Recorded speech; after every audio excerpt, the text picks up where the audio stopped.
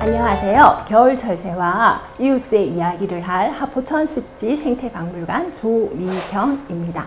오늘은 겨울에 우리나라를 찾아오는 철새와 우리가 조금만 관심을 가지면 우리 주변에서 쉽게 만날 수 있는 새들에 대한 이야기를 하려고 합니다. 새들은 이동 시기에 따라 텃새, 여름철새, 겨울철새, 나그네새로 나눌 수 있어요.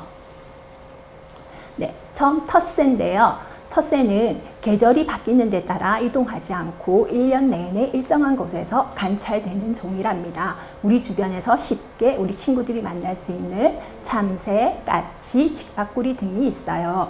그리고 여름철새는요, 봄에 동남아시아 같은 따뜻한 지역에서 우리나라로 찾아와 여름에 번식하고 가을이면 다시 남쪽 지역으로 이동하는 종으로 제비, 깨꼬리, 파랑새 등이 있답니다. 네, 다음은 겨울철새로 시베리아와 같은 북쪽 지역에서 번식을 하고 가을에 우리나라를 찾아와 겨울을 나고 봄이 되면 다시 북쪽 지역으로 이동하는 새로 독수리, 노랑부리 저새, 큰 기러기 등이 있어요. 그 다음 나그네새인데요. 나그네새는 우리나라보다 위쪽 지역에서 번식하고 아래쪽 지역에서 겨울을 나는 새로 봄, 가을 이동 시기에 우리나라에서 잠깐 볼 수 있는 종이랍니다. 도요, 물대새류가 여기에 속하고요. 자, 이제 하포천 습지의 겨울철새 이야기를 할 건데요. 지금 여기 사진에 보이는 것은 황새랍니다. 지금부터 한 50년 전인 1971년 충북 음성에서 황새 한 쌍이 알을 낳아서 품고 있다는 기사가 동아일보 일면에 보도가 되었는데요. 사흘 뒤 서울에서 내려온 사냥꾼이 수컷 황새를 쏘아 죽였고 그 뒷날 암컷이 품고 있던 알 4개를 누군가 가져가 버려 우리나라에서 황새 번식이 끝나버렸답니다. 혼자 남은 가부 황새는 해마다 우정란을 품으며 외롭게 살다가 1983년 농약에 중독이 되어 가천 서울대공원으로 옮겨져 살다가 1994년 생을 마감하였는데요. 우리나라에서 텃새로 살던 황새는 이때 멸종을 맞이하게 되었어요.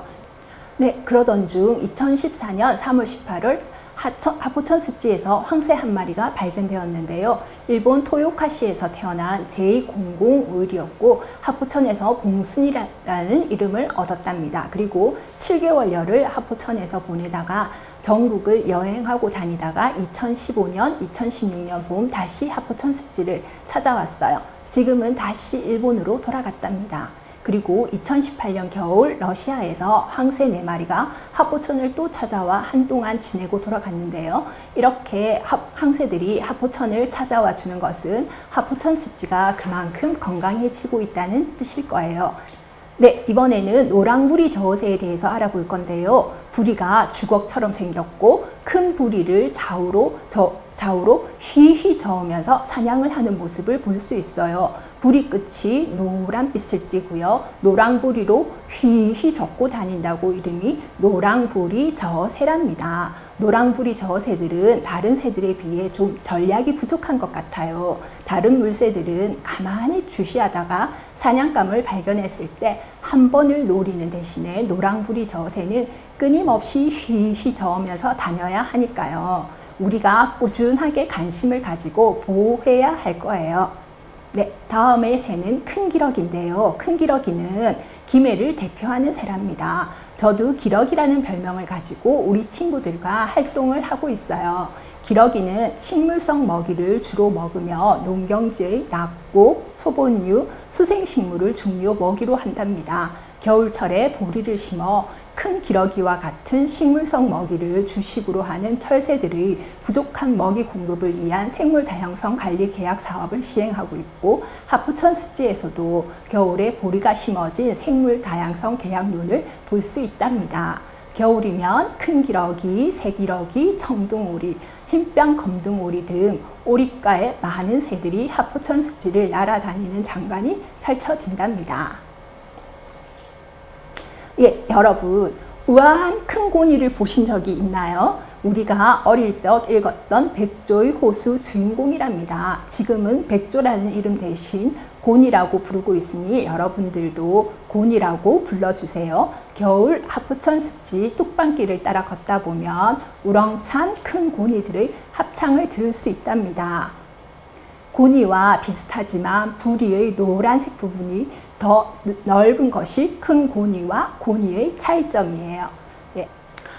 여러분, 이번에는 독수리를 알아볼 건데요. 혹시 독수리의 별명을 알고 있나요? 자연의 청소부라는 아주 멋진 별명을 가지고 있어요. 왜냐하면 독수리는 사냥을 하지 않고 죽은 시체를 먹기 때문인데요. 하지만 요즘은 먹이 구하기가 쉽지 않아 굶어 죽는 독수리들이 종종 발견되곤 한답니다. 그래서 하포천 습지에서는 매년 겨울이면 고기의 부산물을 구입하여서 안정적인 먹이 공급으로 독수리들의 멋진 비행과 논에서 먹이 먹는 모습, 쉬는 모습 등을 겨우내 감상할 수 있답니다. 다음은 우리 주변에 사는 새들인데요. 우리 하천, 습지 등에서 만날 수 있는 백로 종류로 중대백로 외갈인데요. 원래는 여름철새지만 우리나라 남쪽 지역에 적응하여서 1년 내내 쉽게 우리 주변에서 관찰할 수 있는 새랍니다. 다음은 딱따구리인데요. 딱따구리 우리 주변에서 큰 오색 딱따구리, 오색 딱따구리, 청 딱따구리 이렇게 조금 쉽게 만날 수 있는데요. 청 딱따구리는 딱따구리 종류 중에서 가장 크고요. 다른 딱따구리들과 달리 잡은 먹이를 먹은 다음 둥지로 돌아와 토에서 새끼에게 먹이는데 소와 액이 섞인 먹이는 새끼들이 먹기에 좋다고 해요. 청 딱따구리와 까막 딱따구리만이 이런 방법으로 먹이를 먹인답니다. 큰 오색 딱따구리의 배에는 검은색 줄무늬가 있는데요. 이것이 오색 딱따구리와의 가장 큰 차이점이고요. 머리에 빨간 모자를 쓰고 있으면 수컷, 머리에 빨간 모자가 없으면 암컷이랍니다. 다음은 이제 마지막으로 붉은 머리 오목눈이인데요. 뻐꾸기가 몰래 붉은 머리 오목눈이 둥지에 알을 낳아서 대신 키우게 하는 탕란을 많이 합니다. 뱁새가 항새 따라가다가 가랑이가 찢어진다는 속담의 주인공인데요. 다리가 짧아서 종종종 걷는 뱁새가 긴 다리로 성큼성큼 걷는 항새를 따라갈 수 없지요. 능력이 뛰어난 사람을 무조건 따라가기보다는 자기 힘에 맞게 살아가는 지혜가 필요할 것 같습니다. 자, 오늘 새들에 관한 이야기를 듣고 새들에게 관심이 좀 생겼나요? 우리 가까이 있는 새들을 좀 더 자세히 관찰하고 우리가 관심을 가져준다면 새들이 살아가는 터전과 환경을 지킬 수 있을 것이고 우리도 자연 속에서 행복할 수 있을 거예요.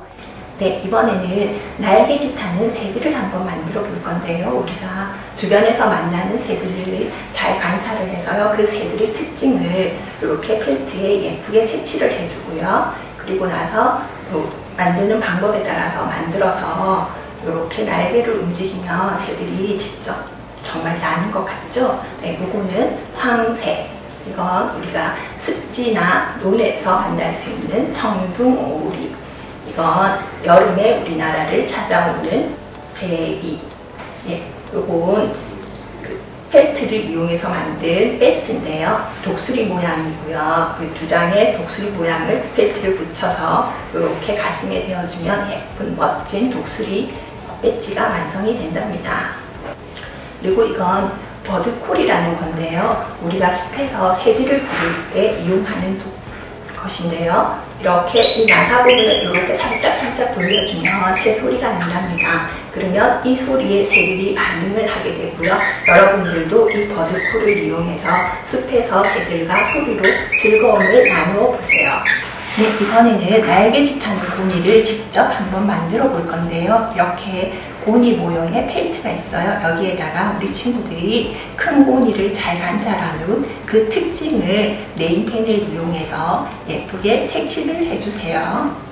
다리도 색칠해 주고요. 그리고 고니는 입이 노랗게 되어 있거든요. 그래서 눈 끝에서부터 이렇게 노란색을 칠해 주고요. 그 다음에 검은색으로 눈도 예쁘게 만들어 주고요. 주둥이 끝부분에는 조금 검은 빛이 돌게끔 이렇게 색칠을 해주면, 큰 고니는 거의 다 흰색이기 때문에 크게 색칠할 것은 없어요. 그래서 이렇게 색칠을 한 다음에 여기 중간을 목공풀을 이용해서 살짝 붙여주겠습니다.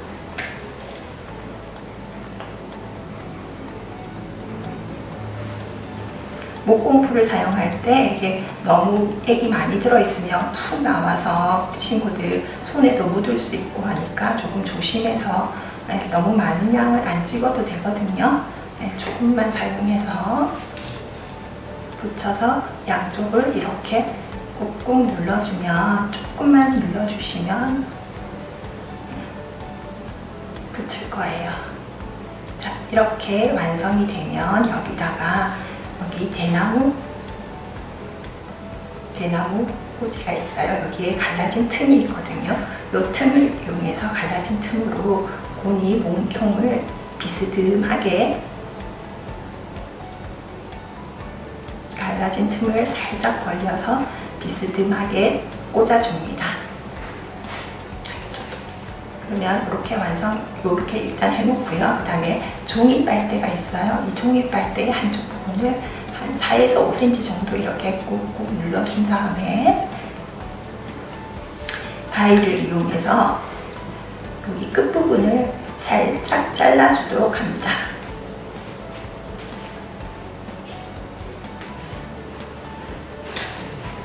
양쪽을 다 자를 거고요.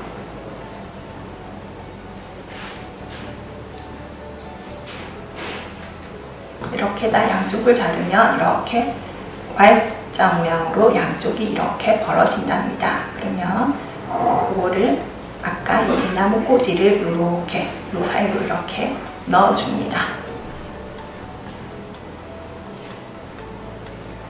그 다음에 여기에 보면 또 펠트 스티커가 있어요. 이 스티커를 종이 부분을 떼서 빨대 끝부분과 끝부분에 붙여서 이렇게 몸통 부분에 붙여줍니다.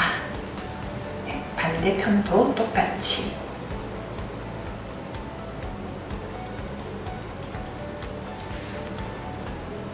종이 빨대 끝부분과 여기 몸통 부분을 같이 이렇게 붙여주고요. 이렇게 해서 살짝 이렇게 해서 대나무를, 종이 빨대를 이렇게만 살짝 흔들어주면, 이렇게 해서 종이 빨대를 해서 완성해서 이렇게 살짝 움직여주면 정말 고니가 날아가는 듯한 모습을 볼 수 있습니다. 동그란 스펀지 2개가 있거든요. 여기도 스티커가 되어 있으니까 종이 스티커를 떼어내고요. 큰 스티커 위에 작은 스펀지를 붙이고 이렇게 해서 여기 나무판에다가 붙여줍니다. 그런 다음에 완성한 날개짓하는 고니를 이렇게 꽂아주시고요. 그러면 손을 대도 괜찮죠? 이렇게 해서 여기 빨대 부분을 잡고 이렇게 살짝 움직여주면 날개짓하는 고니가 완성이 되었습니다.